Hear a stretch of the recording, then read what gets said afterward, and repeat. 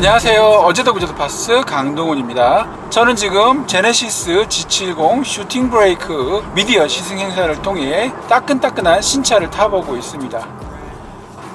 제네시스 G70 슈팅 브레이크는요, 기존 제네시스 G70 스포츠 세단의 C필러 이후 부분을 외건 형태로 늘려놓은 차종입니다. 앞서 지난해 영국을 시작으로 유럽 시장에서 데뷔를 했는데요, 예상과 달리 빠르게 국내에 도입이 됐습니다. 슈팅 브레이크 국내 도입에 대해서 여러가지 말들이 있습니다. 일단 가장 많은 이야기들은 유럽 시장에서 흥행에 실패했다, 따라서 그 물량들을 국내에 풀고 있다라는 이야기이고요. 현대자동차에서는 공식적으로 이 의견에 대해서는 다양한 차종을 보급하기 위한 조치라고 설명을 하고 있습니다. 어쨌든 간에 국내 시장이 해치백 외건의 무덤이라고 불릴 정도로 유난스럽게 이 형태의 차들에 대해서 국내 소비자들이 외면을 하고 있는 상황인데요. 자, 이 차량 우선 100대 한정판 오픈런 방식으로 판매를 시작했습니다. 이건 어떤 방식이냐면 차를 주문받아서 조립에 들어가는 게 아니라 몇 가지 구성으로 차량을 먼저 만들어 놓고 주문이 들어오면 바로 출고를 하는 형태예요. 따라서 오픈런 방식으로 초도 물량을 구입하신 분들은 영업일 기준 3, 4일 정도면 차량을 받아볼 수가 있습니다. 계약하고 1년 기다리는 게 흔한 지금 세상에서는 굉장히 빠른 출고가 되겠죠. 그리고 100대 한정이라서 일단 초도 물량은 소진이 될 것 같고요. 이후에 일반적인 방식, 유어 제네시스 방식으로 판매되는 G70 슈팅 브레이크의 판매량은 지켜봐야 할 것 같습니다. 이 차의 도입 과정, 그리고 외건 차량의 국내 판매에 관한 여러가지 상황들, 말들 살펴봤습니다. 현재 저는 시승 코스를 따라 서울 양양 고속도로를 달리고 있습니다. 파워트레인을 살펴보면요, 이 차량에는 2.0 가솔린 터보 엔진이 달려있고, 이를 통해서 최고 출력 252마력, 최대 토크 36.0 프로그램 포스미터의 힘이 발휘됩니다. 파워트레인 제원은 G70 세단 모델과 동일합니다. 기존의 G70이 제네시스 차량 중에 가장 날렵한 주행 특성을 지니고 있는데요, 물론 2.0 가솔린 터보가 달렸기 때문에 힘 자체는 크지 않습니다. 그러나 차량 크기가 작고 제네시스 차량 중에 가벼운 편에 속하기 때문에 2.0 가솔린 터보로도 충분히 역동적인 주행이 가능한 차량이었는데요, 시속 80에서 90km 정도로 얌전히 운전을 해보고 있는데, 뒤쪽이 무거워졌음에도 불구하고 차량의 주행성은 G70하고 크게 차이가 없어요. 차량의 주행 모드를 스포츠 플러스로 바꾸고 시속 90km 정도에서 급가속을 했을 때 느낌이 어떨지 잠깐 보여드릴게요. 차량 통행량이 많기 때문에 완벽하게 성능을 보여드릴 수는 없고요, 교통상황이 허용하는 선에서 가속을 한번 해보겠습니다. 고속 주행 중에 잠시 급가속을 해봤는데요, 폭발적인 가속력은 느껴지지 않아요. 하지만 꾸준히 속도가 올라가면서 엔진 회전수, 속도, 이런 조건에 상관없이 꾸준하게 힘을 발휘해서 속도를 증가시키는 그런 타입의 차량입니다.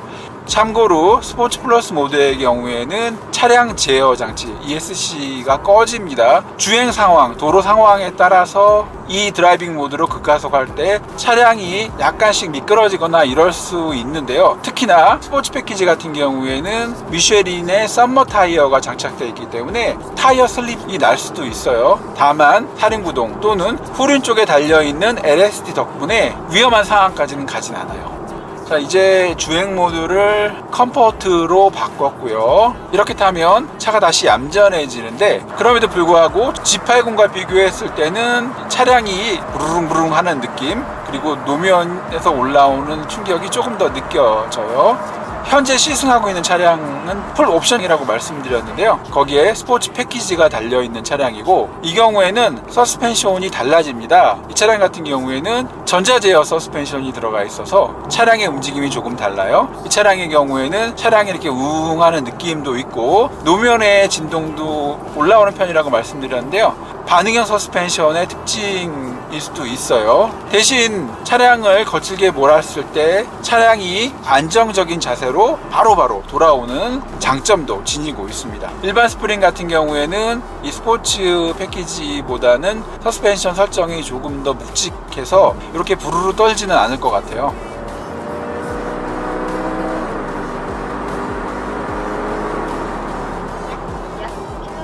고속도로를 나와서 고저차가 있는 와인딩 도로 그리고 국도를 달리고 있는데요. 특히 고저차가 심한 와인딩 도로에서 가속 페달을 깊게 밟으면 언덕을 올라갈 때도 힘에 부치지 않고요. 물론 소리는 좀 큽니다. 그리고 그 상태에서 스티어링을 돌릴 때 차가 이 운전자의 의도대로 잘 돌아가는 특성을 보이고 있습니다. 물론 이 차가 외건이라고 하기는 하지만 무게가 많이 뒤쪽으로 쏠린 것도 아니에요. 특별히 슈팅 브레이크라고 명칭을 정한 게 아마 그 이유 때문일 겁니다. 실제로 옆에서 보기에도 우리가 생각하는 일반적인 외건에 비해서는 날렵하게 떨어져 있고 적재한 부분이 그렇게 크게 길지 않아요. 실제로 적재 용량도 세단 모델 대비 약 40% 더 큰 정도입니다. G70 스포츠 세단의 적재함이 100이라면 슈팅 브레이크는 140 정도 되는 셈이에요. 제네시스 G70은요, 그동안 제가 타봤던 G80, G90과 달리 제네시스라는 브랜드의 특성에 비해서는 조금 가벼운 편이고요. 스티어링 휠 반응도 다소 빠른 편입니다. 조금 더 재미있게 만들어진 차예요. 방금처럼 갑자기 나타난 차량을 피할 때 스티어링 휠을 급하게 조작을 해보면 이 차량의 반응도 조금 다르고요. 운전자와 탑승객에 느껴지는 힘의 변화도 G80과는 사뭇 다릅니다. 다시 한번 와인딩을 달려볼 거예요. 지금은 오르막이고 컴포트 모드입니다. 이 상태에서 스포츠 플러스 모드로 바꿔볼게요. 언덕을 오를 때 가속 페달을 깊게 밟으면 차량의 소음은 커집니다. 하지만 힘이 부족하다는 느낌은 없고요. 게다가 스포츠 플러스 모드를 사용하고 있기 때문에 차량이 움찔움찔하면서 앞으로 튀어나가려고 합니다. 이런 급한 선에서도 차량이 꽤 민첩하게 반응을 해요. 운전자가 돌리면 돌리는 만큼 돌아간다고 보시면 돼요. 운전자가 돌리는 만큼 차가 그때그때 재빠르게 돌기 때문에 운전하는 재미가 썩 괜찮습니다. 이런데 재밌네요. 확실히 ESC가 있고 없고의 차이가 있는데요. 현재 스포츠 플러스 모드에서 ESC가 꺼져 있고요. 조금 전처럼 급하게 선회를 하면 뒷바퀴가 밀리는 느낌이 확 와요. 하지만 제가 제어를 할 수 있는 정도로 차량이 반응하기 때문에 문제될 건 없습니다. 이번에는 주행 모드를 스포츠 모드로 바꿔보겠습니다. 자, 이러면 ESC가 작동이 되는데요. ESC가 개입이 되다 보니까 급하게 코너링 할 때 조금씩 차량의 주행에 개입이 됩니다. ESC가 조금씩 개입을 하다 보니까 운전자가 원하는 대로 쭉쭉 나가지는 못해요. 자, 이번에는 내리막 와인딩입니다. 현재 스포츠 모드로 주행하고 있고요. 브레이크 꾹 눌러보면 일정한 담력으로 차량의 속도를 확실히 줄여줍니다. 참고로 이 차량에는 브렘보 브레이크가 탑재되어 있고요. 캘리퍼는 빨간색이 아닌 유광 검정색으로 도색되어 있고 그 위에 브렘보 로고가 붉은색으로 인쇄되어 있습니다. 다운힐에서 코너링 할 때 조금 느낌이 재밌는 게 현재 차로 유지 보조 기능이 활성화되어 있거든요. 그렇다 보니까 차가 차선을 물고 들어가면서 운전자가 스티어링 휠을 돌릴 때 부담감이 조금 덜합니다. 따라서 운전자가 완벽하게 차량을 통제하면서도 에이다스의 도움을 받기 때문에 운전하는 느낌이 조금 색다른데요. 고저차가 심한 고속 와인딩 구간 통과해 봤고요. 계속 말씀드리지만 이 차량은 세단이 아니라 뒤쪽이 조금 무게가 더 커진 슈팅 브레이크 모델입니다. 중간 기착지에 도착했는데요. 차에서 내리자마자 여기는 오늘 영상 33도가 넘는다는데 엄청 찌고 엄청 습기가 많네요. 저는 여기서 잠시 쉬었다가 복귀하도록 하겠습니다. 풍경은 정말 좋네요. 제네시스 G70 슈팅 브레이크의 특징이라면 세단 모델과 다르게 C필러 쪽 부분이 부풀러지면서 적재함 위쪽에 공간이 새로 생긴 거예요. 그런데 이렇게 일자로 된 게 아니라 쿠페처럼 떨어집니다. 따라서 적재 효율은 일반적인 외건의 기준보다는 적다고 보시면 돼요. 그리고 적재한 문의 파팅 라인이 좌우로 더 벌려지면서 적재할 때 이 진입되는 좌우 너비가 조금 더 커졌습니다.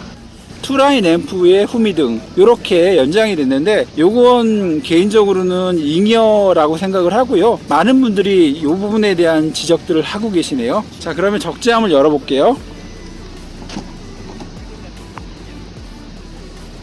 기존 세단 모델보다 40% 정도 공간이 요만큼이 더 생긴 거예요. 다만 요 위쪽 공간이요, 이게 꽤 두꺼운 재질이에요. 게다가 요 밑에 파티션하고 연장이 되는데 이걸 사용하게 되면 실제로 쓸 수 있는 공간은 요만큼입니다. 그러니까 40%가 안 될 수도 있어요. 여기를 온전하게 쓰려면 두꺼운 요 패널 요거 제거해야 되고요.